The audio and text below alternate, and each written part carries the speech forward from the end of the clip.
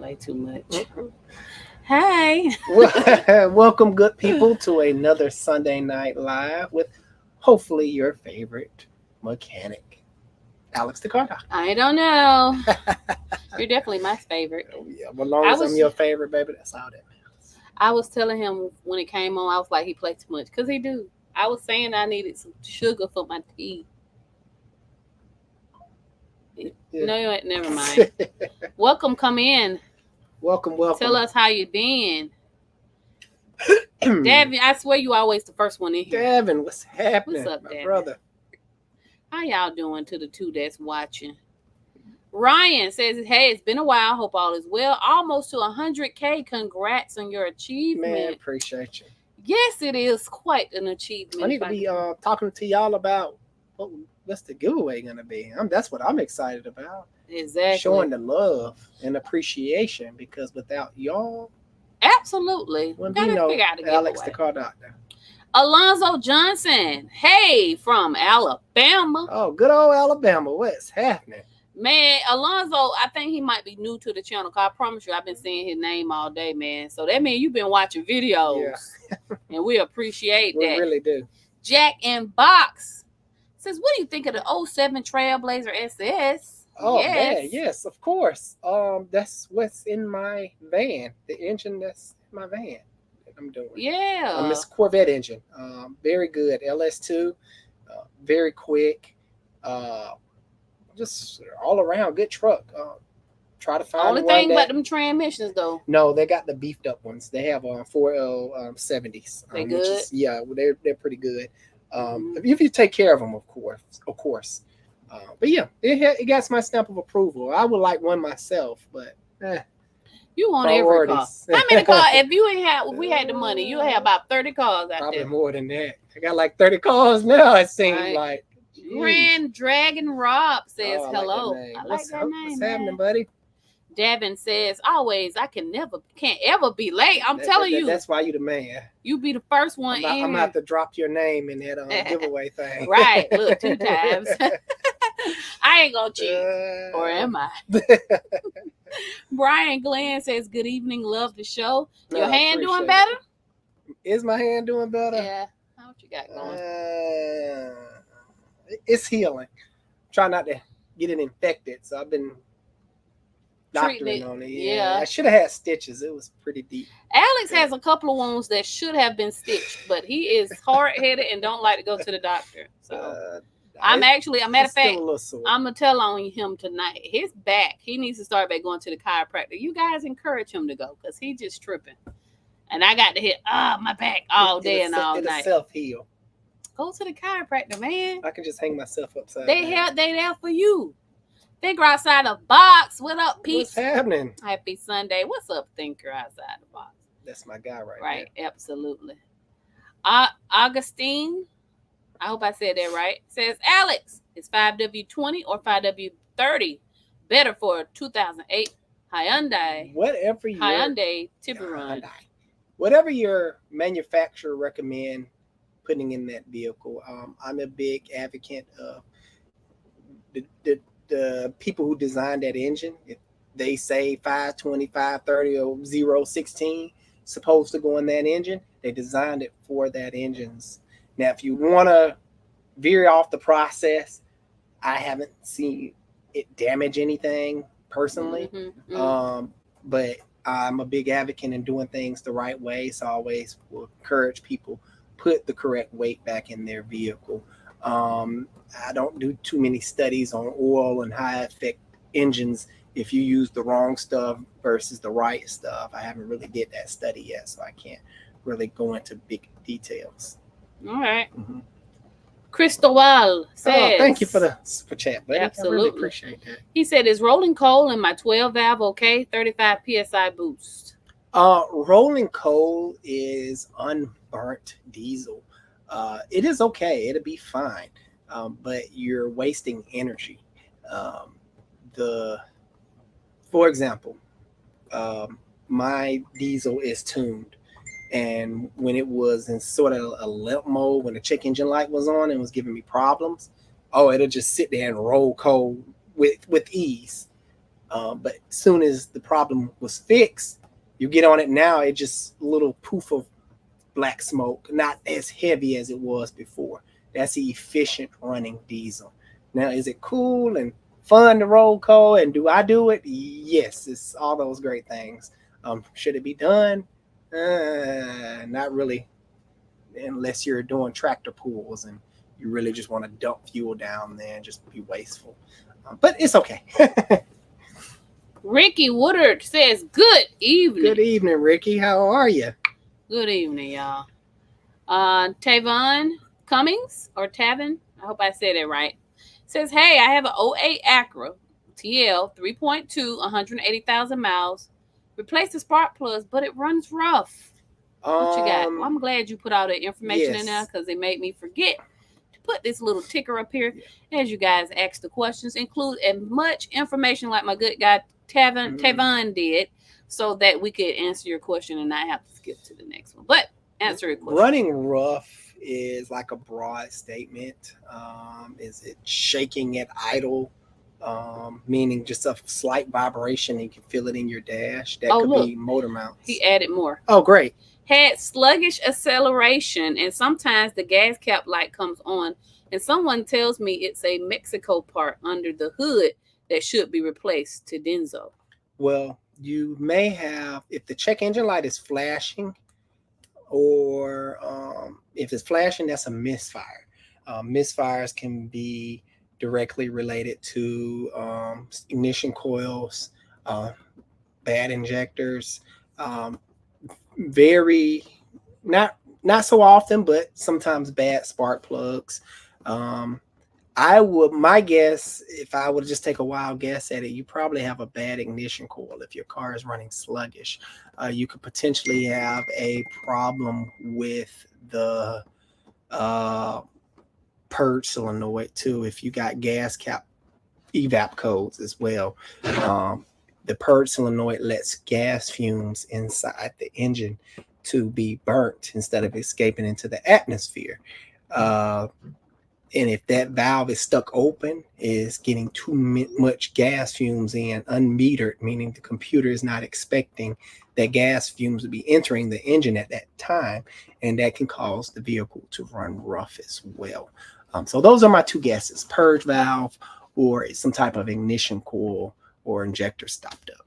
All right, Slayer. Thank you. I think he gave two. I appreciate that. Super chats. We appreciate you. He says, how reliable? Oh, this is a fun question. Oh, yeah. One of my favorite of all times. How reliable can a 1999 Jeep through 2004 Jeep Grand Cherokee be? I hear that the 4.0 is bulletproof. What about the rest of the car? I overall hear mixed things. The rest of the car is pretty good. I'm going to just shine the camera over to... We got one sitting right there. There you go. Check that out. And we got a little pink Bentley sitting out there. Y'all saw that? What pink Bentley? Oh, I see. Very good truck. That particular truck that you just saw has been in my wife's family since brand new. I was a little kid riding in that car. Okay. That truck has the original transmission, original engine, and pushing high 300, probably approaching 400,000 miles. Mm-hmm. And my daughter, she drives it every day. Very good truck, hands down, one of the best Chrysler engines that was ever produced, along with the 3.8 V6. And some sprinkle more, but those are my top pick Chrysler engines. If you take care of them, of course, they'll take care of you. The main problem with those is so many of them out there. And let's just face it, some people just don't take care of vehicles like they should. Yep. It's just like saying somebody getting a Toyota, and we all know Toyota good, but we just get a bad one that haven't been taken care of. Right, because they're out there. Yeah, they're out there, and people are going to know that person. Oh, I thought Toyota was the best. This thing is a POS. I hate Toyota. Well, you just got a bad one, buddy. And calm down. Mm-hmm. So in my opinion, you can't go wrong with those old Jeeps with the 4.0. Anything with the 4.0. We talking about Wranglers. I think They even had a pickup truck, one of those with the 4.0 in the 80s. I mean, don't get me wrong. You're still going to run into your typical maintenance stuff. Mhm. I think, and not saying that's you, Slayer, but a lot of people look at cars. They don't want anything to ever go wrong. It's not gonna Hey, happen. they have Toyota service centers just like any other I'm manufacturer. gonna do a top 5 problem list on that truck. The inline. The top 5 problems that I see on those trucks. I think it'll be a fun one for you guys. All right, but thank you for the super chat. Yes, goodbye though. Talisa Smith says, and I hope I said, I have a thing about getting people's name wrong, so I hope I say that right. You guys deserve much more. Oh, thank you. You know, when we started this channel, when I decided to push Alex to start YouTube for real. I had come across a video that he put up like years ago, like it's old. And he was trying to, there you go, that yawning. Now you gonna pass me the yawning. Anyway, I don't forgot what he was doing, but it had like 50,000 views, and I was like, me putting the oil pan on that 7.3. You should do it. And he was like, I don't want to do it. I didn't ever want to be in the light, right? Like I am now. I'm really a quiet, happy-go-lucky, low-key type of person. If we go to a party, Alex is in the corner doing something. Like he's not a extrovert, you know, but when it comes to cars, he loves talking about cars, so that's why it works out so well. Yeah, I brighten up and myself come out. But if it ain't about no car, nah, he don't. Okay, why are we here? Are you ready to go, babe? I'm ready to go. Exactly. So, but we're very thankful to have. It's unbelievable, kind of like, because it's like YouTube is one of those things where you just try and you try and you try, and sometimes you just don't go, you know. So, yeah, we appreciate your support, though. I appreciate everybody, and I'm glad you like me. Yeah. And some people don't, and that's okay. I'm not for everybody. Trust me when I tell you, we ain't worried about you. Okay? We ain't worried about you. Worried about the ones that's worried about me.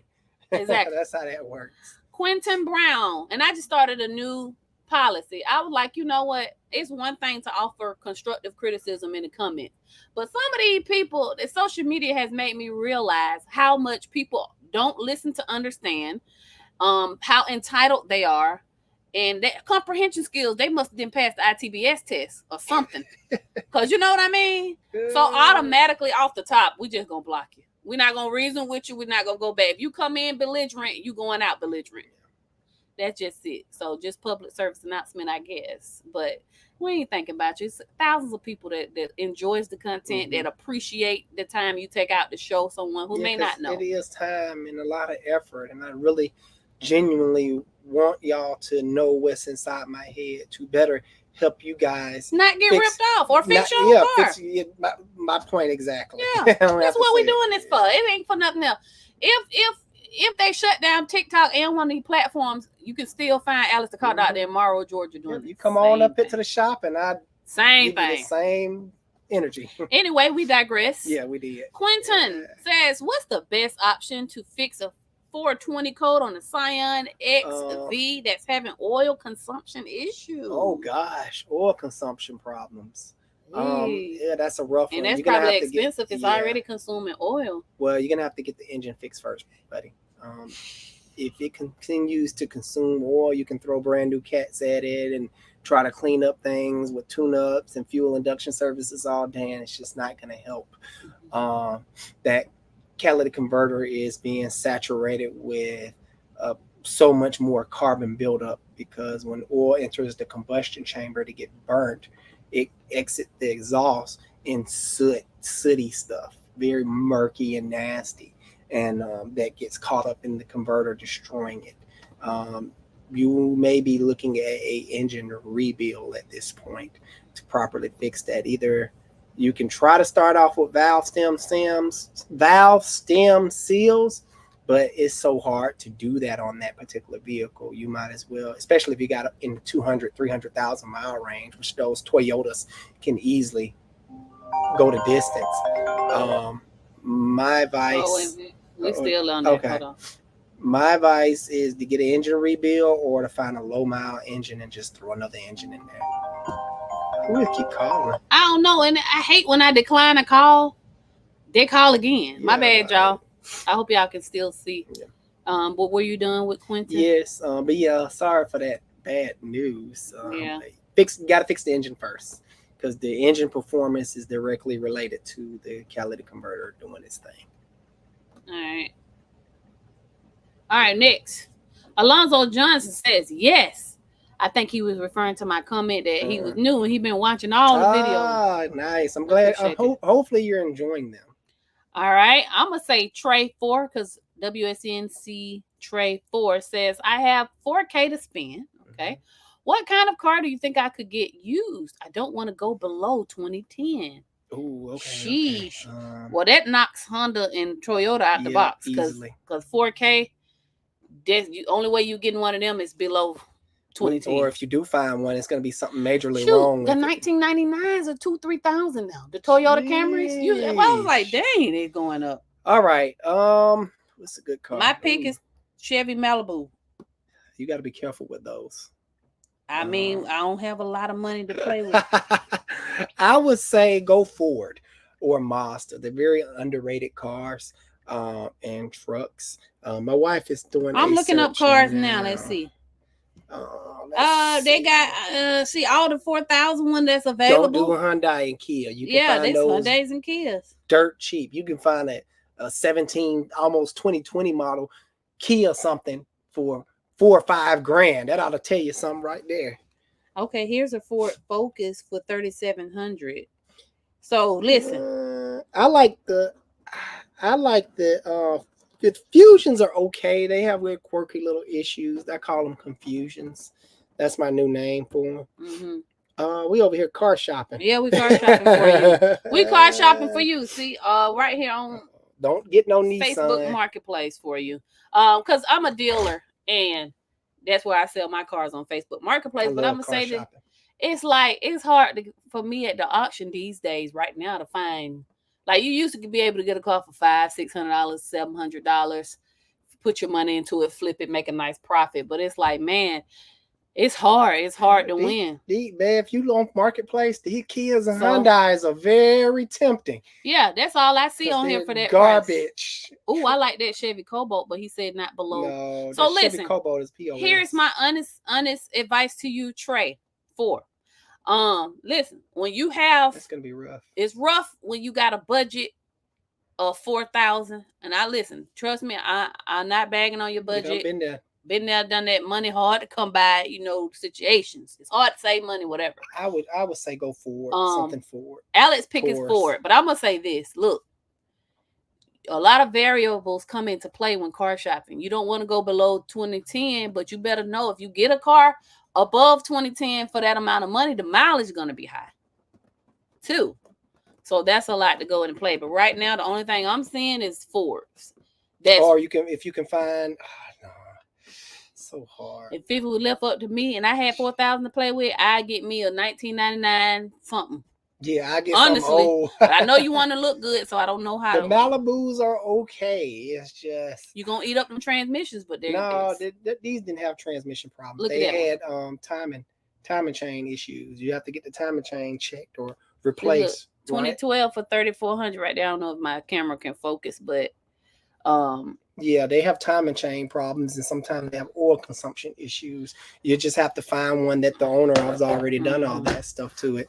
Now, hopefully. If you didn't have like a preference to go below a certain year, the 4,000 can actually get you a pretty good car, but and you got to be careful also because you can spend your last $4 grand on a car and get that car home and there's something majorly wrong with it and you can't even use the car because now it needs another $1,000 in repair work done. What people normally do, they will buy a $2,000. If they budget is $4 grand, they will buy a $2,000 car.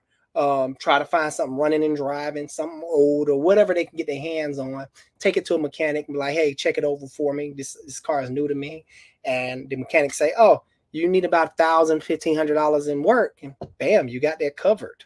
Right. Now the car is good. That's the best way to do it these days. So I don't know. Good luck on your car shopping. Yes, for sure. Eric, and let us know how it turned out in the near future. Eric Collins says, "Good evening, y'all." Eric, what's happening? All right. WSW Wrestling says hello from Savannah, Georgia. Good old Savannah. You right down the street from us. You not gonna say us Georgia folks be like that down the street. It's really 4 hours away, but but you down the street, man. We love Savannah. We come up to Savannah every now and then. He next door. Yeah, he next door.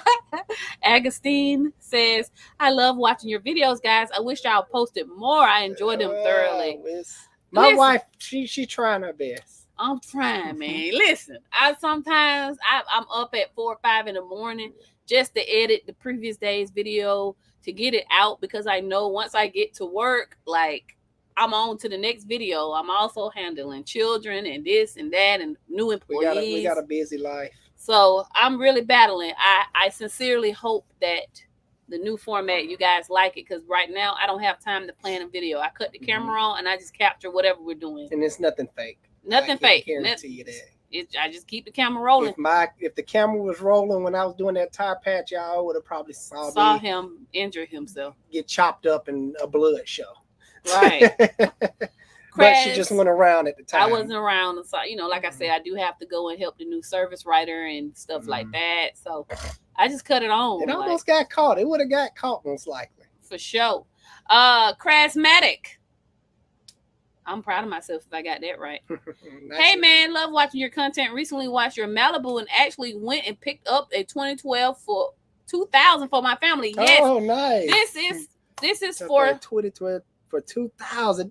That's what I'm talking about. This is for you, Trey. It give you money to play with. You know it's probably going to need a time and chain. Yeah. You can fix all the top problems on it. Try to find something that got issues. Right. I'm telling y'all, that's exactly how I buy cars. I had another customer did the same thing. She went out and bought a Saturn something and she brought it to the shop, got everything. Yep. She bought a Saturn. And had time and chain problems. The one that looked like the Chevy Captiva. Yeah. But she had enough in her budget to take care of the situation. And now she's riding fine. Great. She's driving that car ever since. So WSNC Trey 4, if you're still here, this is what we're talking about. Try to get you something that you know something wrong with it. That way you can rectify it. And that is how we buy cars at the auction. I'm not competing for the running and driving. Nope. Because most of the time something's still wrong with it. I want with the in-op. Give me the broken stuff. That way I put the money into it. Customers got something decent and I can still make a profit. So he says, if you were getting a car from Facebook Marketplace, how would you shop there without getting scammed? Good question. Ooh, that is a really good question. Honey, if it's too good to be true, it is. I actually like to play with the scammers. They have like... No, not that kind of scam. Not you talking about the scam where they be doing. It's all kind of scams on Facebook. No, he's trying to say he don't want to buy no lemon. That's hard. You can hire a mobile mechanic to come out there with you. There you go, yeah. Or watch some of my videos. I have an older video that's showing how to check out a used car, going through the process. Yeah, I probably should redo that video. Look underneath the car. You're going to have to do your due diligence. I know a lot of times when I sell cars, they ask me for the VIN. I'll give it to them. And here you can pay $9 for a VIN report. But that's not everything, because most people think, oh, I'm just going to do a VIN search and that's be all, end all. And I'm okay. No, man, you can do a VIN search and the car can come out green, and meaning, clean history. So you don't know if they swapped the VIN. Yeah, or the car been total loss and they didn't claim it on the insurance. And as a mechanic looking at it, like, what the heck is wrong with this car? They say, oh, got a clean history. I'm like, this thing is not clean at all. It is horrible. So, honestly, I would just say the mistakes that people make, like that young lady who didn't look, she had bought a beautiful Honda. And back to you. Okay, this is the guy. Listen, if you could put one more $1,000 with that $4,000, I think you might be all right. If you can get $5,000, I think you can get yourself something decent. The magic number these days. 5. The magic number used to be 2,500. Now them jumped up to $5,000. I used to flip a car and sell it for $2,500, still make $1,500. That's how good it used to be. It's not that good anymore. But look underneath the car. Don't want no rust bucket. Slide up under there and look underneath. I suggest you get yourself a cheap scan tool. Maybe you should do a video on how to use it. But I'm gonna redo that video for you guys, because it is an older video and I wasn't really that popular back when I made that video. So I'm just gonna redo it for you. But you can check and see if monitors are incomplete. Because check engine light's not on, don't mean it ain't gonna come on. It probably just haven't read that monitor yet. Plenty of people buy a car for $4,000-$5,000 only to find out in 3 days they need a catalytic converter. And or time and chain issues or whatever the case may be. Some people will delete the check engine light. Some people take the check engine light bulb out. Some people unhook the battery right before get there. And I'm going to go through all this in one of my upcoming. I just got to find the time to make it for you guys. For sure. I have plenty of example cars. Just got to probably come in one Saturday and but I hope that helped. I know we just fire hydrant you with different things, Trey, but definitely scan tool, hire a mobile mechanic if you don't want to do the scan tool thing. Definitely inspect the car, look under there for rust. I know up north rust is more prevalent, but down here it's not. You know what I'm saying? Rusted cars can be very dangerous. You're talking about structural integrity issues, brakes that can just go out of nowhere due to a line that just busts. So it can be very bad. Yeah, so hopefully that helps you. We can talk about that forever. Yeah, we can.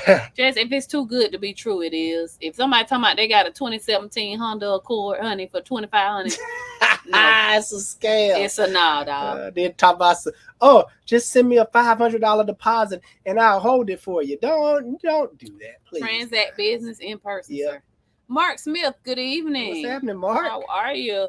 April Glenn King says, how y'all doing this evening? Hey, April. They're my Facebook people. I don't know. We had a nice relaxing Sunday. We needed a break. Big time. Man, our daughter been chewing through our pockets. It's like, oh, geez, help me. Birthday party after birthday. Granny birthday, my daughter birthday. My daughter turned 17, and baby, she paid a piper. Y'all talking about the Snap-on truck. She worse than the Snap-on. She worse than the But you know what, though? He built that monster. No, he did. So that's why she always have her hand out. Daddy. Gosh. And she backed the eyelashes, and he just put the money there. No, just like that. I give her a hard time. But you still gonna give up that paper. Ask her. Nah. If I say no, she just gonna ask you. I try to say ask your daddy, but it don't work. She's just gonna wind up getting it, whatever it is. She's a good kid though. Me Z37. I hope I said that right, or Mess 37. Mess. Checking from North Carolina. Mama Doctor, you've been killing it. Hey, you know what? I knew when you put NC that you was right for me. Thank you so much. He says, shout out to Mrs. Doctor. All love over here. Appreciate that, brother. Listen, let me tell y'all something. Not toot my own horn or nothing like that, but there would be no videos. I don't know how to do that editing stuff. I'm old school. Half of the time I say, can you wait till I come back to film it? I'm busy. I'm just going on. So it's like either I record or I don't, because he don't care one way or the other. Yeah, I don't. You know what I'm saying? So I appreciate that you recognize real. Shout out to you, man. You know what I'm saying? Another cousin, North Carolina, that next door. Down the street. Johnson says, go, man. I love it. Okay, Leona, I hope I said that right. Peppers says, hey, I have a 07 Ford Fusion SE. I replaced the transmission torque converter. Drive it for a month, then the gear shift got really hard to move. Any idea what it could be? You could have a shift linkage issue. The shifter can be binding up in the floor shifter area. Could be something going on with that. If it's a rust bucket, you could potentially have corrosion around the mechanism that's attached to the transmission, and it could be a lot. We recently had that issue with a Hyundai, Kia something, Sorento or something. The shifter was just like really hard to move, and it was the safety neutral switch. It had a lot of corrosion buildup around it, and it was seizing up and wasn't able to put it in drive hardly, and it was just horrible. So it's really hard to say exactly without someone putting their hands on it and running the proper checks, but it could be any of those things. Good luck. I like the 07 Ford Fusion. Confusions. Jim, my dear Jim. Jim, what's happening, buddy? I love me some Jim. Hello, Alex and Sean. I was changing the oil in my truck today. Cannot find that oil filter. It's a 1951 3100. Wow. 217 cubic inches of raw power. Yeah. Jeez, what you gonna do, Jim? What that equates to horsepower, like 100 back in the day? Good stuff. Hey, listen, without spoiling it, but we got a pretty fun video involving real horsepower. Oh yeah. That's all I'm saying. Coming up soon. What you're gonna have to do, Jim, is probably look up an alternative number offline. Sometimes filters are funny. Heck, sometimes you can just use another filter. I've done that before on my own personal cars. I never do that to anybody else's car. You just find the right thread pitch and it'll screw right up on there.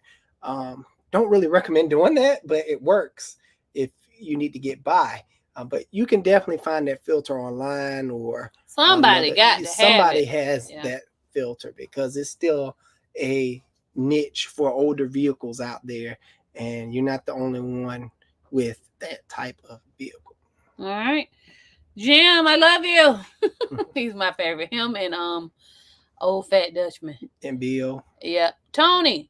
Right, says, do you ever work on German cars? Yes, I actually used to work on a lot of German cars before the customers. You work on my car? Is it German? Yes, German. I know that was a stupid question. Yeah, it's V-dub. Sometimes my brain don't be, processing stuff.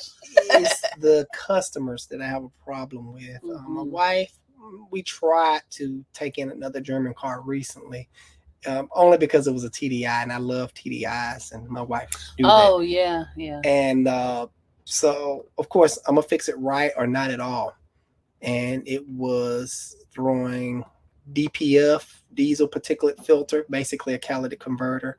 EGR filter plunged up, and the EGR valve, it was just all sooted up, big soot mess. And I was like, you need to replace all this.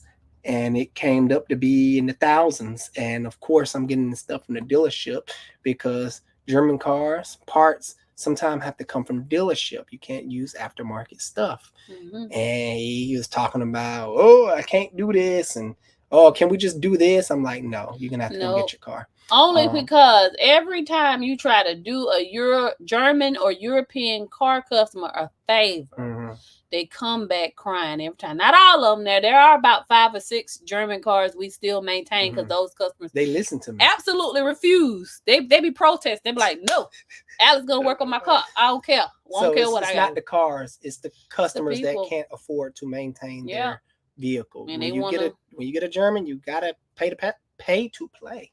Yeah, you do. Just like that short that you made, but declining that job for that Audi. Yeah. Okay, a lot of y'all be making absolute assumptions based off a 60-second video. That guy came in, already tried to cheap out with cheap spark plugs on an Audi, already trying to negotiate with us the pricing. It's a headache. You're never especially after seeing that mess. They do too much. Oh yeah, I tried to fix it myself, and I was like, you know what? No, because it's going to cost way too much, and you're not going to pay to do it right. And again, that's not all German customers, but because it's less headache. To be honest with you guys, this is my take on German cars, or any type of expensive car, Ferrari, Audi, Bugatti, whatever the case may be. They're not bringing y'all. People who got the money are not bringing your cars to mom and pop shops to get your car fixed, because y'all probably think down on mom and pop shops. They don't. Yeah, most of them. Well, they don't know what they're doing. I'm just going to take my car back to the dealership and dump $10s of $20s of $1,000s into it to help maintain my car. It's no biggie to me. But people who get these cars jumping out of their Honda Civics and thinking the price is going to be the same. It's not. A wise man once told us, when we used to do German a lot, he said, if a German car is bringing a German person, not a person, Lord help me. A German car owner is bringing their car to you, they coming to save money. I'm not the shop for that. I'm going to do it right. So that's that price that you're trying to avert. Now, yes, labor rate wise, we are cheaper than a dealership, but we gonna get that part from the dealership, and it's just been problematic. Too much. So just cut it out. Yeah, that's the whole rundown on why I don't work on German cars. Ooh, okay, I'm finna try it, cause your last name Davis. Kadarius. Is it Kadarius? Kadarius. I think that's what it is. All right. Would you I like it because it's unique, Kadarius. Yeah. Would you recommend the Alltel scanner? Ooh, this is your favorite question. Over the Snap-on branded ones. I'll be done with school for auto tech soon, and I'm on the fence with Cole ready to get. I need Alltel, one that can do the start module. Alltel runs the world versus my Snap-on. Because you have both. Yes, I have both. So this is the perfect example. I have a Maserati in the shop, and I think my Alltel was dead at the time. Whatever, another one of my guys was using it, whatever the case may have been. And the doggone Snap-on couldn't get in the system to, get in the main. I can't think of it right now, but can't get in the mainframe. It can pull the codes and do simple stuff, but I can't control nothing. I can't get into where the professionals get in and look at stuff. I'm like, they don't even have it. I'm like, this is stupid. I got my Alltel, charged it up, got it back from one of my guys, whatever. Went in right away, did what I needed to do. Alltel is for everybody. Would you have to pay extra though for that Snap-on to be able to do that? No, it's just I don't know. I'm not fooling with that because my Snap-on is jailbroken, so to speak. So I don't have to pay for the extra features. So I have all the extra features. So it wouldn't do it. Yes, it just wouldn't do it. Okay. Well, but Alltel does everything. Now, well, you can get it like the $3,000 one and be set.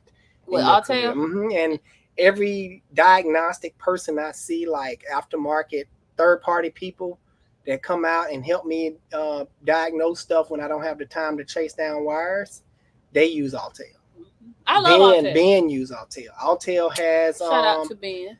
Yeah. Alltel has ADAS capabilities. Alltel got a good alignment machine for. Anyway, we love Alltel. Yeah, we love Alltel. Alltel is. But I want to say before we forget, congratulations for going to tech school and wanting to get into this industry. Mm-hmm. You're gonna come across a lot of people that tell you that ain't no money in it, run. And so and while that could be partially true, there are a lot of avenues that you can go in this industry. Mm-hmm. You don't have to go be a flat rate tech at the dealership.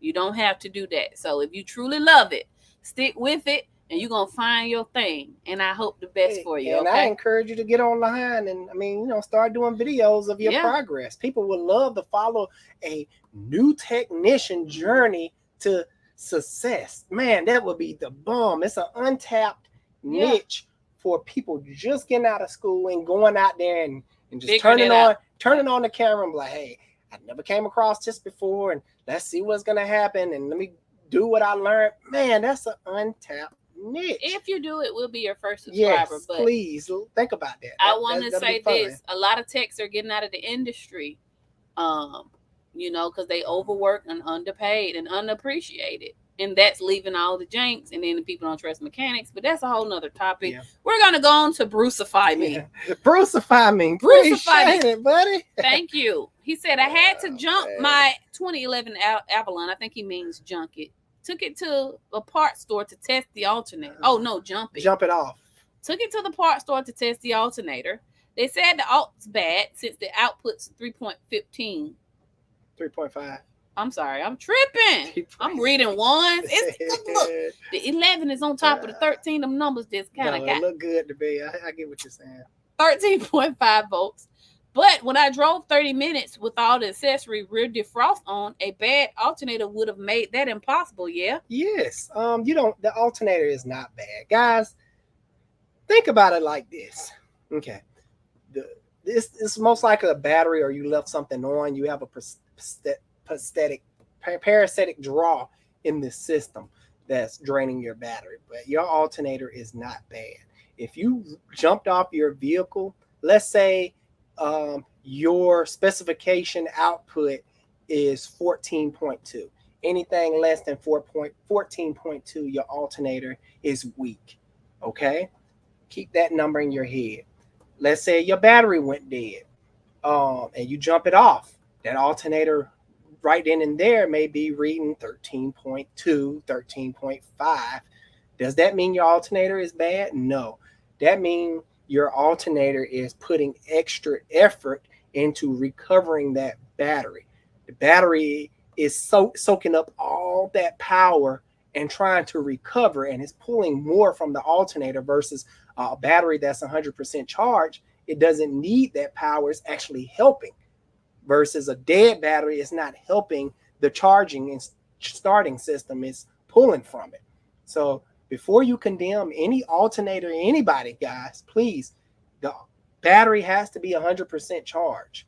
If you're testing alternators with a dead battery, you're doing that test wrong. And a lot of parts stores don't know that. So please don't listen to that parts store, whoever told you that. Listen to me. You're fine. Okay. So's 2400 in the house. He says, So's, what's happening? The Doc and Mrs. Doc. We in here, So's. Yep. How you been, boo? I hope you're doing all right. Mac Peoples, thank you for the super chat. He says, thank you so much. What is a good digital torque wrench that you recommend? Ooh, so many good ones out there. I have a Cobalt torque wrench that I've been using for years. It's been great. But I've recently fallen in love with don't get the Snap-on brand. There's other brands out there that does the same thing. I've recently fallen in love with the brands that has the digital readout and does the angle, the angle torque within the torque wrench. You don't have to get an angle gauge or anything. The torque wrench reads angles. So I like those. Brand wise, Cobalt, I would trust bigger known brands versus these Chinese brands. Just, I guess, look out there. I haven't been in the market for a torque wrench in some years. I wouldn't know any brand, but just do your research. I'm pretty sure a lot of people out there on YouTube testing torque wrenches, and I would just look up, type Project Farms. Yeah, I know he got one. I know he got one that's testing torque wrenches, and yeah, he's trustworthy. It says, James for Life Patterson says, do you know anything about the Pontiac Grand Prix? Only GTP? Only the greatest 3.8 in GM ever made, the V6 ever made. Well, GM got a lot of good V6 engines, but yes, I know those things like the back of my hand. The GTP, the last numbers always throw me off because it could either be supercharged, 3.8, a regular 3.8, and you have the one with the 5.3 V8. So the GTP, I think that's the regular one. I never really paid attention to that. Once I popped the hood, I'm like, oh, okay, it's this one. All right, we got Alex in the Scat Pack. Thank you for the super Alex, chat. Appreciate you, buddy. He says, I never wanted any special treatment. I'm sorry for the way things turned out. I wish you the best, sir. Farewell. Do you know who that is? No. Is it a woman? No. I'm just playing.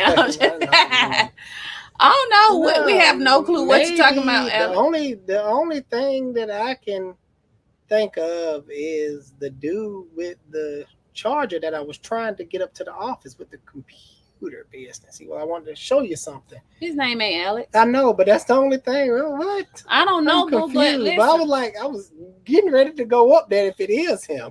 If he was using somebody else's account, I don't know. Getting ready. As soon as I walked up there, he was gone. Well, listen, I don't think that's him. His name is not Alex, though. And he ain't got no Scat Pack. But listen, boo, whatever it is, we ain't tripping about No, it's hard to make me mad, and I don't got no hard feelings or anything. I don't know where that's coming from. Is it the man that sent you the eye roll emoji because you didn't get to his question fast enough in the DMs? Maybe. I don't know. That's the only other thing I can think of. You got me thinking of all who I didn't get back to or what we had recent run-ins with. Those are the only two people we had run-ins with. And no, it's not like that. I've been very busy. It's just like sometimes it's hard for me to get back to answer. By the time he get back to your question, let me go back. By the time, okay, this man has almost 100 100,000 people on YouTube, 100,000 on TikTok, 150,000 on Facebook. That's on top of trying to run a side business selling parts on Facebook. And then answering messages. Then you got the Instagram messages. And then you got real life where we're actually running a shop for real. And by the time I get home, I just want to see my family and just, I don't want to. Answer no more questions. So it's hard to do. It's not like we don't want to help you. It's no hard feelings. Hence the reason we're on the live. But it's like, listen. This is for everybody, not just you, Alex. If we can't get to you tonight, just try again next week. Like, we are real humans, peepers. Okay, we have children. Now, hopefully, one day this will be 100% my life, and I can sit down and open up a call center. Y'all can talk to me. But as of right now, I'm trying to keep my head above water. in real life. Listen, especially you fellow Americans. We living in the same America as y'all. I go through the same problems. You know what I mean? But we ain't tripping. No ill will at all. We love you. We love you. We here for you. Yes, here for you. Matthew. Thanks for the super chat, Matthew. Baldonado. Matthew's like, man, get to my question. I'm coming, Matthew. He says, my G. How do you feel about electric cars and how it's going to affect us mechanics in the long run? I think it's a phase. I know that question was for Alex. But the electric cars is a dying breed. It's not going to last. The sales is not projected as they were. Nope. Big manufacturers are pulling out. Look at follow Toyota. When Toyota be like, nope, we ain't doing it. Everybody is about to pull out. I actually did a live of talking about this subject. Electric cars is not the future. The problem with electric cars and why they was pushing it to the public, because the government got involved and say, hey, we'll give y'all free money if y'all push more of this. And so they've been getting grants and a whole bunch of tax breaks. So now I forgot which brand, but they're trying to pull out, and they may just do that and kind of experiment with the repercussions of the government. So if they pull out and it's no repercussions from the government, you're going to start seeing a lot of other people pulling out of electric cars. It's not a market for it. Maybe in the far future. The future for electric drive vehicles is plug-in hybrid. They want to go full electric, they can with a plug-in hybrid. With a plug-in hybrid, you don't got to worry about range anxiety. You don't have to worry about, oh crap, I forgot to plug my car in last night because it's pouring down raining, or I was tired getting off from work and now I get up and I don't have no more range left. Oh my gosh, now the dang on charging station's charging more than I can put in gas in my car. I'm like, this is stupid. Like, I know I'd be messed up because I can't even charge my phone with the plug-in hybrid. If you want to plug it in and get all electric range, you can. If you don't never want to plug it in and that's your prerogative, it'll act just like a regular hybrid. You just won't get that full electric range. So that is, good people, is the future. Gasoline cars is not going anywhere. All right, that's your opinion. Yeah. All right. Please, anytime you start talking about government stuff, oh gosh, people be tripping, especially with the election going on and stuff. Listen here, how it affects your mechanics. I'm gonna say to you what I say to my husband all the time. Oh yeah, I forgot that question. We don't care about none of that. We're gonna simply adapt. So when they start rolling out the classes, I'm gonna take them. We're gonna take them. And we're going to adapt. You have to adapt. You have to, especially with all this trickery going on. Folks are dropping out of legend and what they're going to do next. You just adapt to whatever it is. You know what I'm saying? So, but it's never keep a full cup. Always keep that cup always empty. So you can I refuse to let him be an old school mechanic. I just can't. I see myself being that one day. I'm looking forward to it.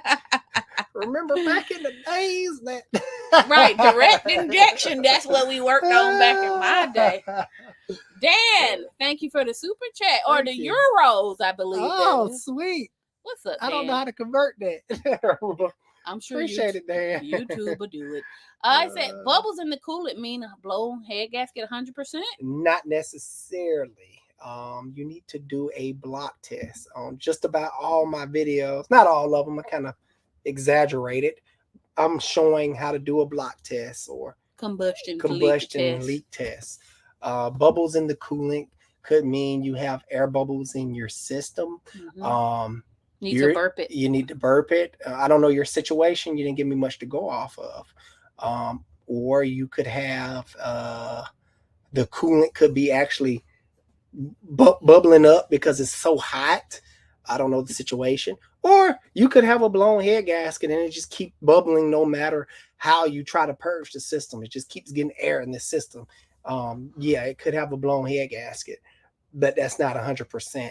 You need to do the test and do a combustion leak test to see if it actually has a blown head gasket. All right, let's get back to the roll call. Yep, to the roll call. You know, if you guys are on Facebook, you know, the YouTube people have the ability to super chat, and it goes right to the top.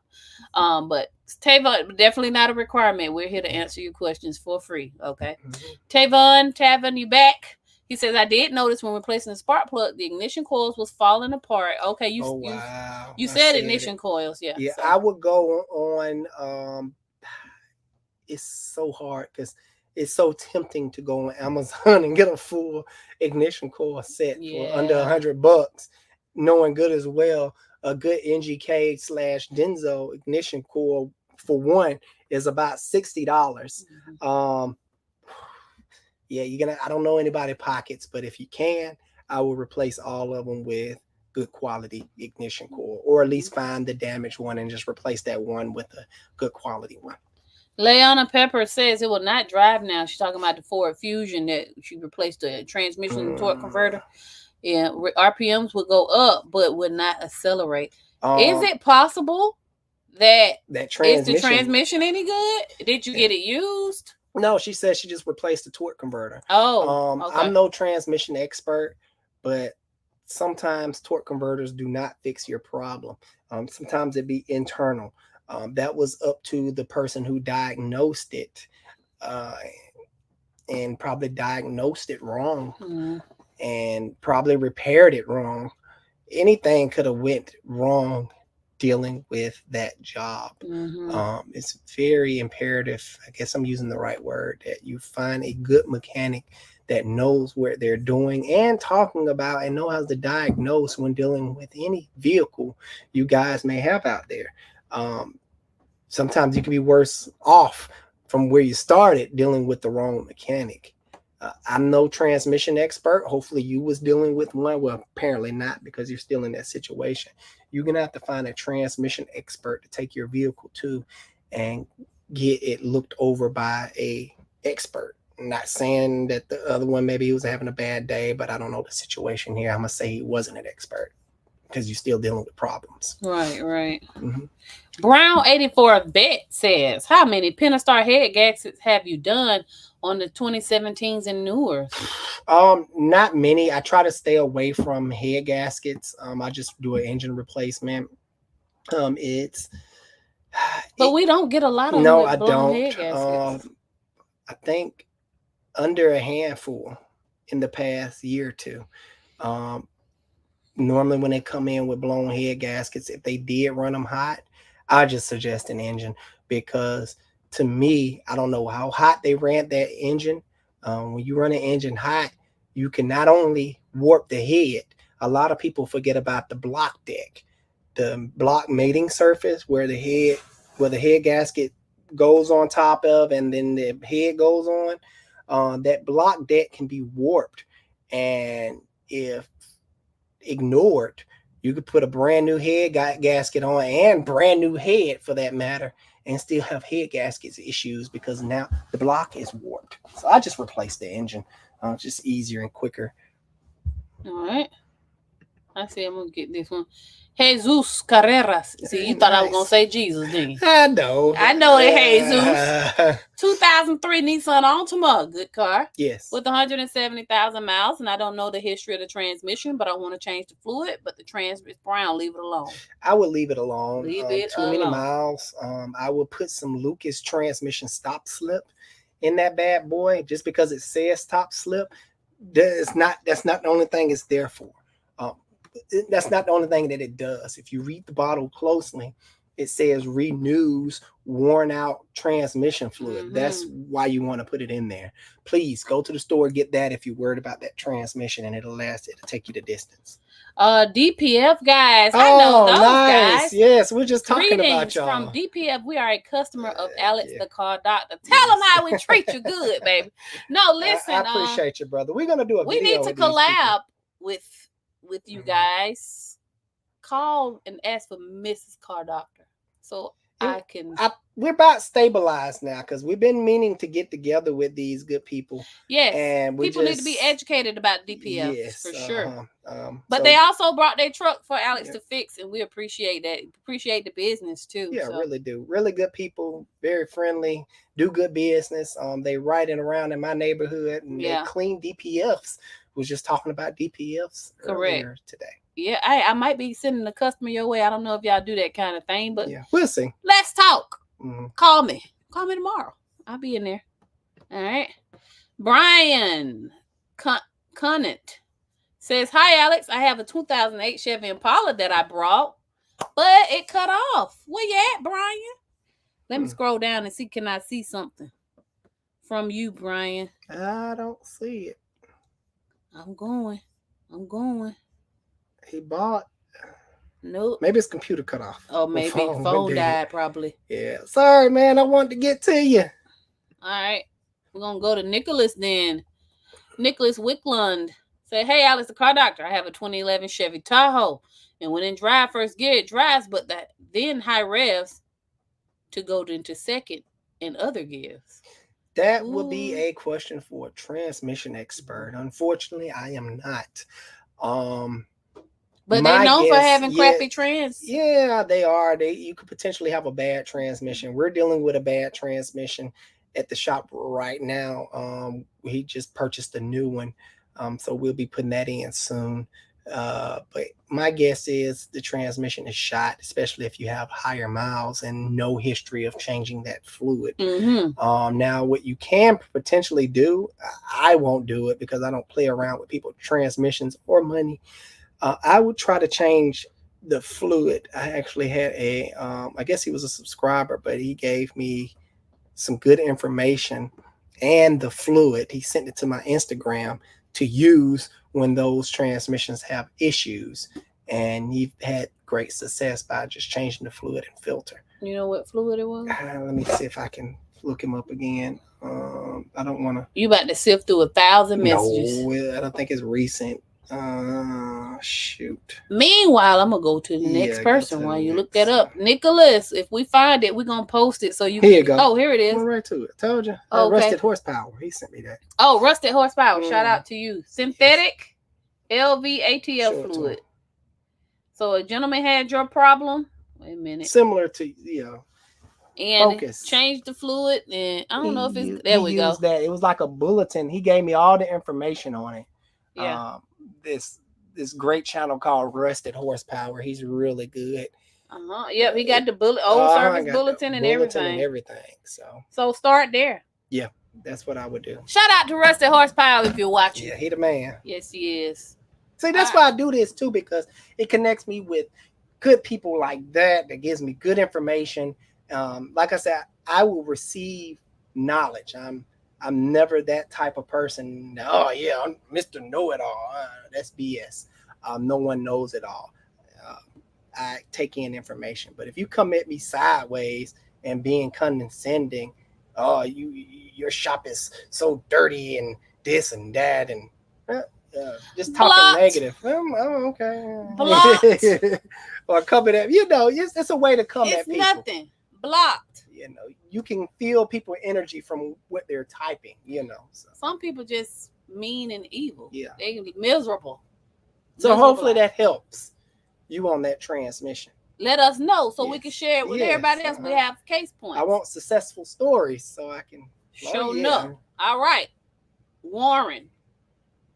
I was feeling confident to attempt that last name, but I'm not anymore. I'm going to stick with Warren. I got a 3.6 pen. Install in the house. What's the top 5 way to make it faster without shelling out money for a Scat Pack or a Hellcat? And thank you, Doc, for everything. Appreciate it. What can you do to the 3.6? oh my gosh, it's gonna cost money, man. Yeah. There's no easy way to get real good power. And no, exhaust and intake is not gonna work.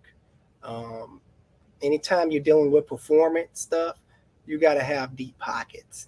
Um, to get an easy 100 to 200 horsepower off the bat, you're gonna have to go Pro Charger, and those Pro Chargers are in the grands. That will wake that car up. Then you have to worry about keeping that transmission cool, because that transmission was never designed for that much added power. So you risk burning up your transmission then. So it's when you start getting into performance stuff, you get in a whole new era, and this better not be your only car that you daily talking about some, oh, this is gonna be my project performance car. Yeah. Trust me, I learned that the hard way, fixing up my daily car that I needed to go back and forth to work. Yeah, I broke down several times too. And who had to go get it? Me. That's who. Don't do that. Hopefully this is your second car. He would call me. I'm on side. I have time for this. I'm trying to cook. What do you want? Oh man, come take me to work. God, dog, man. So yeah, hopefully this is your second play toy and not your daily car. But it's gonna cost you. Yeah. Either way, it's gonna cost you, Warren. Yeah. Darren Max, thank you for the super chat. Thank you, Darren. I appreciate that, buddy. I hope you didn't have a question because I don't see it though. Look who in the building. Oh, TJ Soul. What's up? Say, hey, y'all, tried to call the shop for Sean's advice. Oh, you know what, Tanya? He did tell me you called me on Friday. Oh, that day I wasn't there. What you got? It says we have 2 radiators giving us issues at the time. Oh, no. Listen, Tanya, I'm going to give you my Instagram. You can always contact me on there. I'm going to see it. The same time, is that normal? Said 2003 Chevy Trailblazer, 200,000 miles, and 2006 Nissan Sentra 206. Both good cars. Is it normal or is it the Georgia heat? It could just be a coincidence, to be honest with you. It may be this Georgia heat. You probably need to bring it in and have me look at them. Just to look at them. Side. Don't worry, baby. It's on me. Yeah, we got you. Come on down. You bring one at a time. We'll look at it quick. Y'all like family. Hey, man, you brought me lunch on the day that I didn't have no food. Man, we needed you bring that car down there to see me, okay? We needed it. All right. Because I was like, I was worried that I'm like, I can't go nowhere. Because that's the day the lady, one of the weeks that we didn't have no front desk. And I'm like, I was running around with a chicken with his head cut off. And she just called out the blue. Y'all ate? I was like, no, ma'am. Man, best lunch ever. Yeah. So now, it could be a coincidence. It could be, but just come on by and then quick. We can look at it right quick. Yeah, however you want to do it. Yeah, just I'll let Curtis know in the morning. Because Curtis, he be for real about that schedule. I love it. So I let him know that you're going to call and just come by when you can, and we'll have a look at it for y'all. Thanks for the super chat. No problem. And thank you for the super chat and for your continued support. We love you so much. All right, who we got right here? Alicia Ramsey. Thank you for the super chat. She says, thank you, Alicia. 2006 Nissan Murano, 80,000 miles. Radiator fan on the passenger side isn't working. What could be the problem? You could potentially have 3 issues. A wiring problem to that particular fan, a relay issue for that particular fan, or a burnt out fan motor.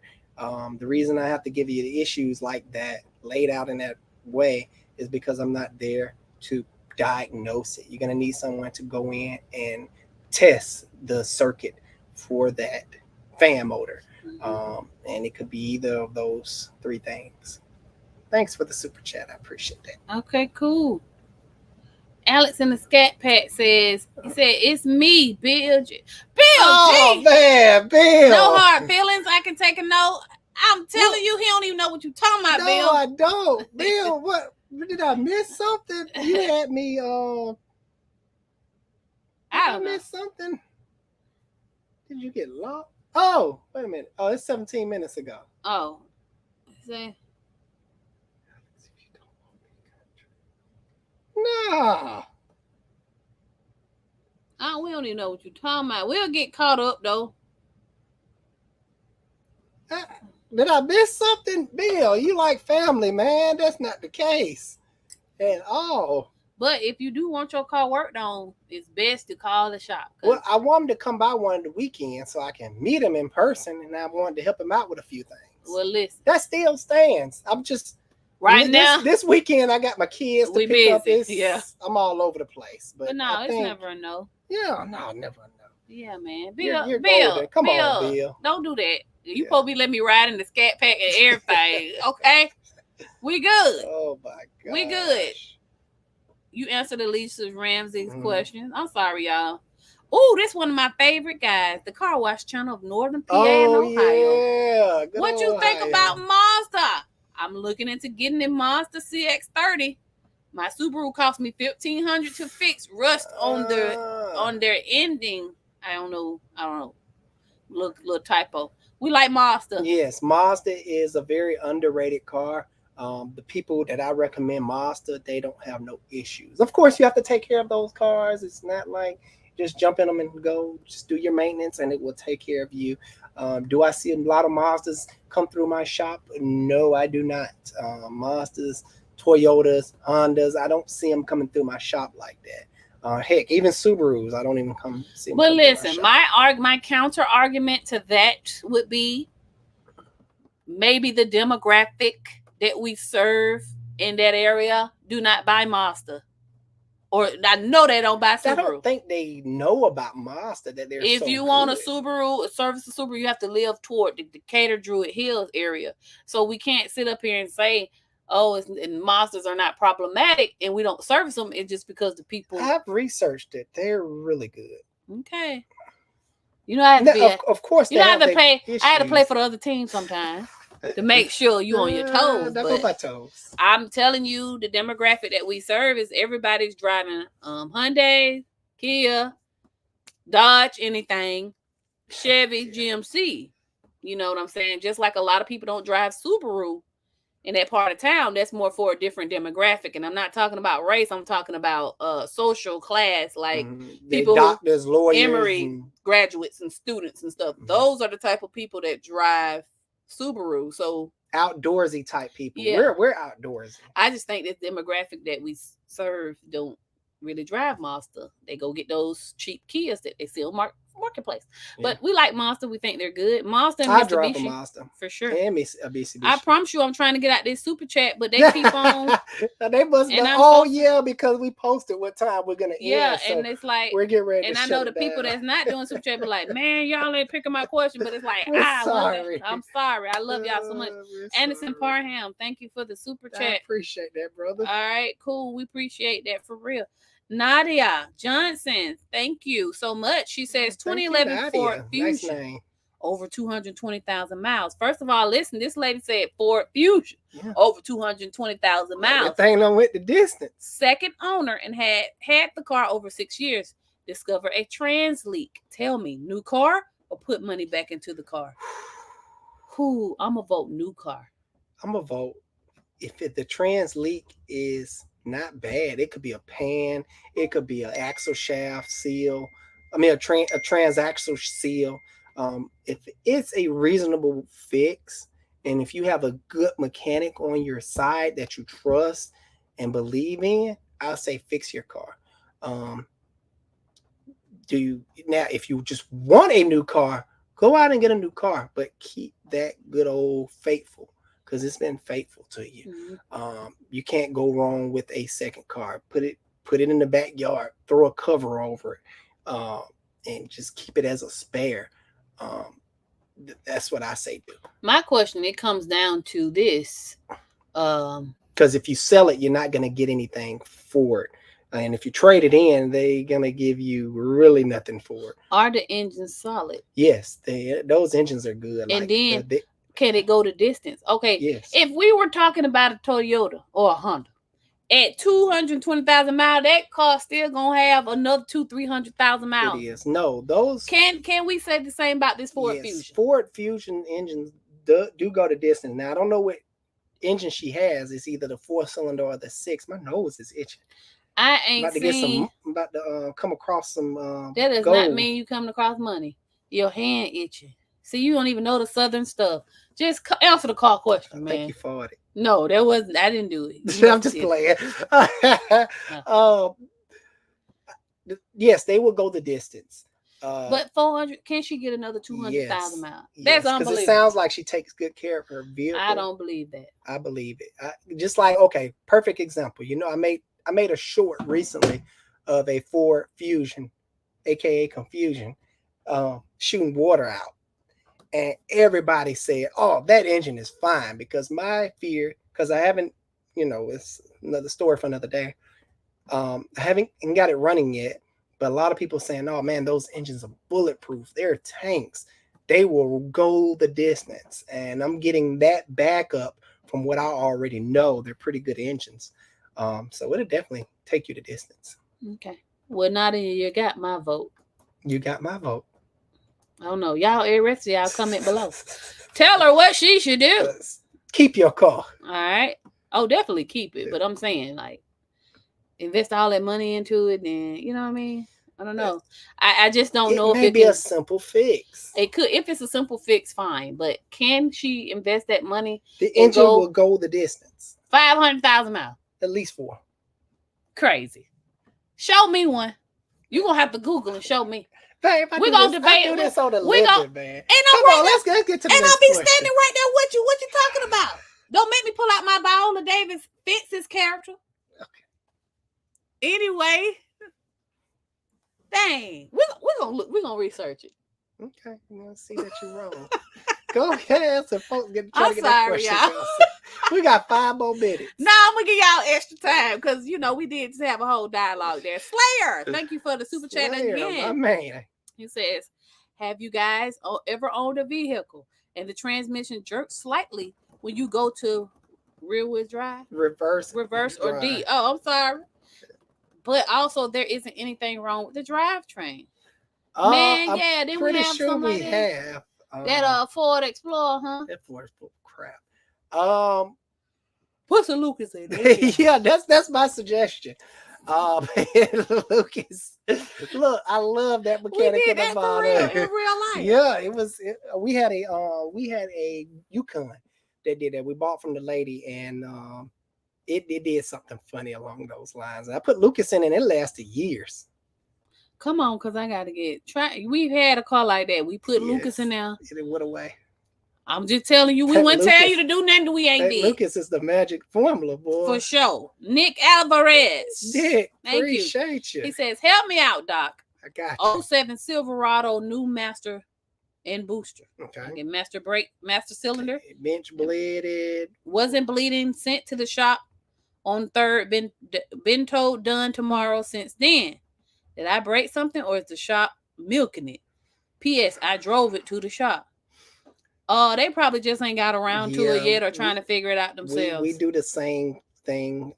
It's no shade thrown at the shop. Every shop want to get you in the door versus saying, "Hey, we don't have the time." Babe, you just explained this to me. I don't really know. I'm just kind of repeating what you just said. What I say? Get them in the door. Yes. And try to work Listen. Look, no, it's not that. It's just that like what we're dealing with in the shop. I don't know if you follow our daily vlogs, but sometimes we get behind stuff. Any wrong thing that go wrong the way we want it. Customers, technicians sick, calling out. Unpredictable stuff happens. Get the part. It's the wrong part, and we try to finish the job before we can get to you. Because if we skip that job, it'll be hard to get back. I'm only speaking from an experience that we do. So it could be having the same thing going on. Yeah, the problem could be very simple. We've had simple issues come in, and it just gets stuck on the heel because we can't get to it. The job that I predicted to be done that day or yesterday or whenever didn't get done. Wrong part and got held up. No lifts available. Mm-hmm. Stuff happens. And when I do get to it, it's only like a 10-15 minute fix. I'm like, I hate this how it goes down like this, but sometimes it So he said it happens. Wasn't bleeding. So do you think he broke something? I don't think so. Sometimes wasn't bleeding. Wasn't bench bleeding? I don't know what method you were trying to do. I personally have to watch you and see if you did something wrong, so I can't answer that particular question. Bleeding is really simple the way I do them.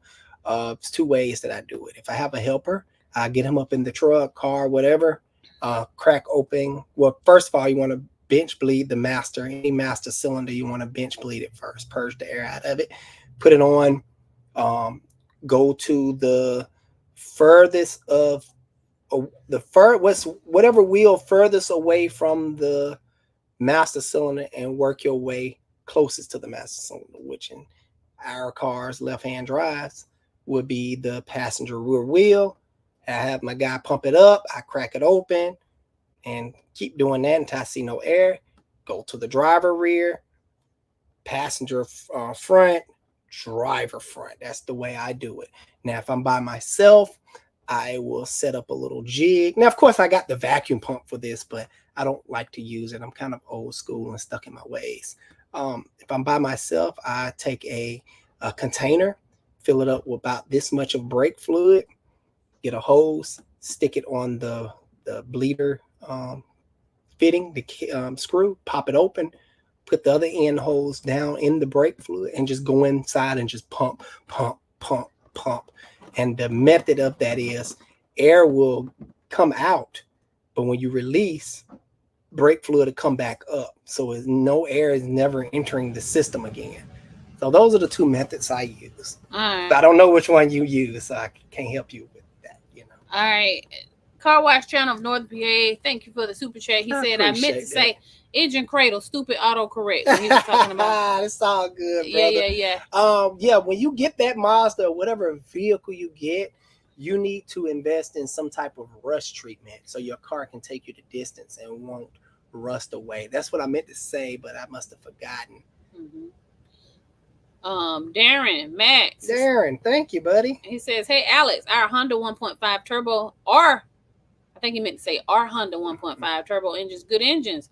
I've been reading about them having bad or delusion problems and head gasket problems.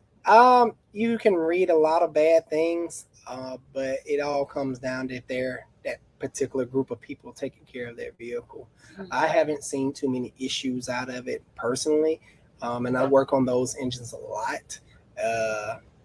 They could be running them hot. They could not be using the correct oil. It's a lot of variables go in play. Would I personally get one? Yeah, I give it a shot. It's Honda. Mm-hmm. If they did have an issue, they will issue out a recall. So no manufacturer wants to taint their name dealing with a bad engine design. What you looking up, sweetie? Oh, while you doing that, I'm getting to the next person. Oh, okay. But yeah, hopefully that answers your questions. Thanks for the super chat. All right. Anderson Parham. Thank you for the super chat. I knew you had a question. I was like, it's blank. Got a 2013 Silverado, code P171 and 174. There's the code for you, Mr. Car Doctor. What be the cause? Love you guys, and your wife is funny. Listen, man, you gotta have a what you call it? A sense of humor. Well, I gave my wife that because she's. He did. You be married to somebody so long they rub off on you. Well, you gotta chill. You can make your hair go gray. I don't got no gray hair, guys. I got my ends trimmed for the first time, so I'm back to paintbrush ponytail. Wait a minute. Back to the gray hair comment. This is hereditary. I can't control it. Yes, you can. You don't have to worry. Anywho, let me answer your question, good sir. Silverado throwing lean on bank 1 and bank 2. A lean code is basically, I gotta explain what the code is first.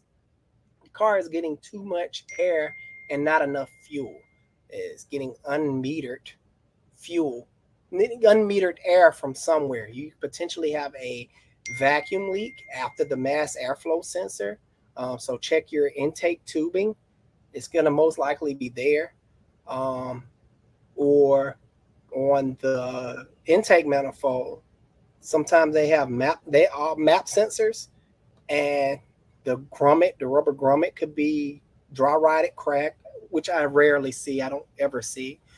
Also, you could have a bad purge valve that lets gas fumes inside the engine to be burnt, or it can just boil down to a simple mass airflow sensor failure. What I would try to do first, if it was my truck, I always recommend the cheap stuff first. Go to the store and get some mass airflow sensor cleaner. If that mass airflow sensor has a buildup of grime on it, grime on the sensor readings that reads the air going inside the engine, it's not going to read properly. And that mass airflow sensor cleaner will clean all that stuff off, restoring the workings of the mass airflow sensor, getting rid of those system 2 lean codes for bank 1, bank 2. Try that first. Other than that, you're gonna have to run a smoke test, which a lot of people don't have a smoke machine, so most people take it to a shop. But you can do that at home. Change your air filter, do a mass airflow sensor cleaner. You just spray it down, take the mass airflow sensor off, and it's very simple. Just spray it like crazy. There's no particular way you need to do it. Hopefully that helps. Thanks for the super chat. The 7 point. Oh, you like this? What? The 7 Oh, my engine. Yes. All right. Now he did 2 super chats. I appreciate it, buddy. So we'll read the first one first. That 7.3 Life says, I have an O2 F250 7.3. Replace the AC unit. Only blows 60 midday and 40 in the morning. Low side is at 36. High side is at 230. Mm-hmm. Right. Now, is it 230 when it's not blowing? Is it when it's blowing in the 60s? My question. He's okay. Same thing. Yeah. Okay. You potentially may have a fan issue, or you need to check. You may need to have your Freon serviced. I know with my machine, I can pull the Freon out, and my machine registers the pounds that's in the system. Say, for instance, your truck takes 1.5 pounds, where if you're driving around with 0.8 pounds in the system, it's not going to perform well. Also, you may be dealing with an issue that I'm currently dealing with in my personal truck is a clogged condenser. My condenser is mashed. You know, the little fins, they're all smashed due to road debris hitting it over the years, bugs and all kind of dirt and debris trapped in it. I'm gonna have to replace my condenser because it's not flowing air through it properly. Also, the clutch fan, you have a big clutch fan, and that fan should be pulling air through the condenser, especially at idle. So if the clutch fan is not working properly, it won't pull that air through. But check that condenser. You may have a problem like mine because my AC sucks in my truck. Look, Ed, if we tried to overheat, pulling a load. And they say mechanics don't work on their own car. That's the truth. Horrible. Darren Max, thank you. Darren. He says, hey, Alex. I think we answered this. I think we gave 2 super chats for nothing, man. But we appreciate. I was going to get to you. No, we just answered it. Okay. He says, hey, Alex, unless he was somebody else. Yeah. Are the 1.5 turbocharged engines good engines? I recently purchased a Honda CR-V, and after purchasing it, I heard that they have severe dilution oil problems and head gasket problems. Yeah, we answered that. They're good in my opinion. I personally haven't seen too many issues from them. Yeah, they're good. Now let me listen. I got bombarded with super chats. Yeah, I have to honor it. You know what I'm saying? But listen, we're gonna give y'all some more time because I spent a lot of time in the super chat world. Yes. Y'all better do what Jim said and hit that like button. Yeah, appreciate you, Jim. For real now. I felt that y'all got neglected to other people. Yeah, so I'm gonna give y'all some more time because we definitely don't want to make you guys feel like you have to do the super chat to get your questions answered. That's just a perk that they have on YouTube, and we do appreciate it. We do highly to come out here and sit out here, and I could be in the house watching. I gotta cook. That's why I tried to end this thing early. You still gonna cook, right? No. Yes, man. You gonna make the grits? Yes. Okay. Come on now, don't do that. Don't do me like that. You just gotta make the grits. That's your one job. We're having breakfast for dinner, guys. Yes, I wanted a scrambler bowl. All right, let me go back. Let me see. Let me pick up some. I love y'all. I love the movement. Wish y'all success and happiness. Much love. Thank you. Jacksonville, Florida. Another one next door. Good old down the street. All right.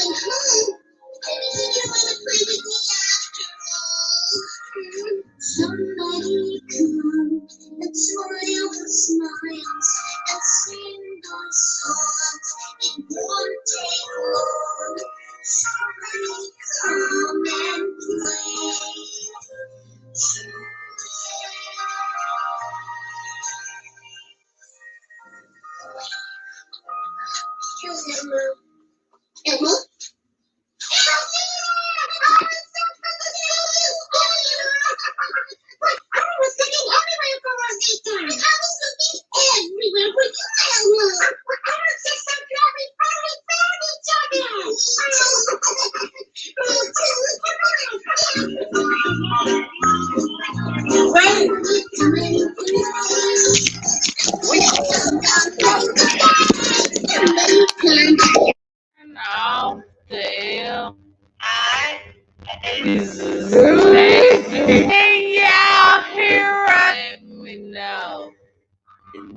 Just turn them.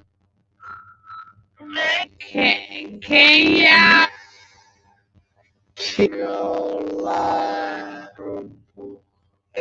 their beats and put them up? Alright. Dang it, they don't go ahead and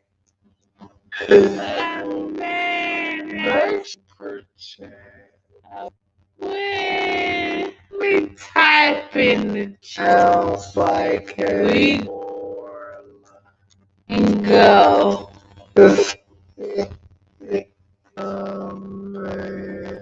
Make sure it is no. Let me hold on.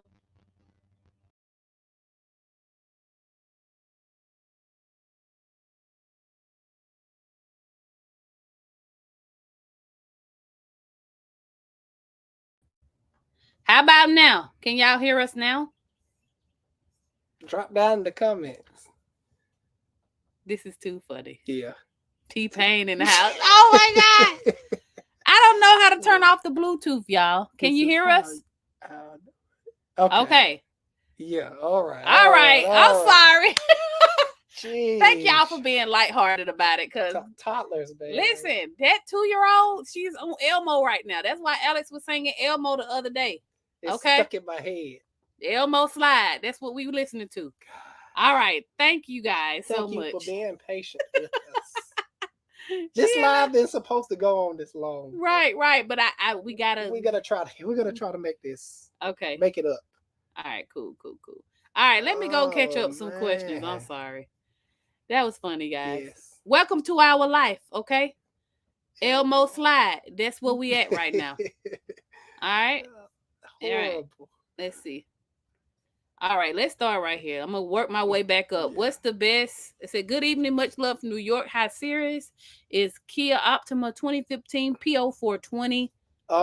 Kia has a recall on certain year, make, and models for those cats. Mm-hmm. Contact your local Kia dealership. Good luck dealing with them because I heard they was a pain in the butt to deal with.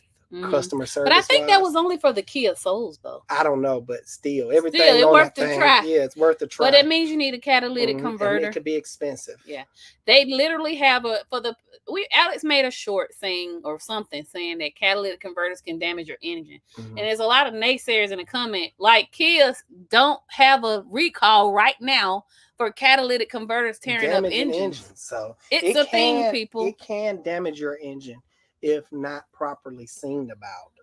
So yeah, hopefully you get that fixed sooner than later. For sure. Joshua Kelly says, thank you for the super chat. Yes, thank you, Kelly. My AC seems to only get cold when I come to a stop or go slower speeds. What can cause this? I have a 1999 Dodge Ram 1500 5.2. You could potentially have a low Freon situation. As the compressor speeds up, it wants to pump more Freon through the system, and if it's not up to specs, it just drop down. The gauge, the manifold pressure, and everything would just drop down on the low side and just won't produce cold air. So that needs to be the first thing you check for, in my opinion. Try that. It'd probably be best to take it to an AC shop and get everything pulled out and make sure everything is at the proper oil level and serviced, as I like to call it, and have it serviced. Listen, first of all, JC, thank you for the super chat. I appreciate that, brother. Did that 7-3 Life hear what you had to say? Because I kind of feel like we we bleeped out on it. Yeah, and I want to honor your super chat. Yes. So I was saying before my toddler took over, I wanted to know if you replaced the dryer and the not expansion valve, but the orifice tube, because that one has an orifice tube along with everything else you did. Because if you did everything else and it's still not producing like it should, I don't know. Yeah. So for sure, orifice tube. Now, without the super chat being required, did you ask him a question just now? Yes. Go ahead and put it at the bottom while I'm there. I meant to say that. Yes, please drop the at the bottom. So you don't have to keep paying again. I love your super chat, but you go to the bottom. Jenny says, I got a problem with my radio in my car. Elmo song comes on. Mr. GXP says Black Love. I love it. Yeah, that is so funny, man. Listen, Randy Badia, I know who that is, says a bit busy, but keep it up, guys. You've been busy a lot lately. I hope you get into the coins. Yeah, for real, man. A man called Kodiak Wild says, I think a couple of super chat questions got lost in the sauce. Let me check. Definitely want to make sure we got to everybody. It was a lot of super chats. Yeah, it is tonight. Listen, I think I got to everybody. A man called Kodiak Wild. But it was wild. Yes, somebody said I thought my Bluetooth got hacked. Lord have mercy. I didn't even know they could hear. What happened? Now that's how you end the stream, guys. All right, I think we answered that one in the super chat. All right, best SUV purchase used. What you got? And then we're gonna let this be our last. Yeah, we gotta get going. Yeah. It depends on what you need it for, first of all. But let's just go off the top of my head here. Of course, can't go wrong with Toyota or Hondas.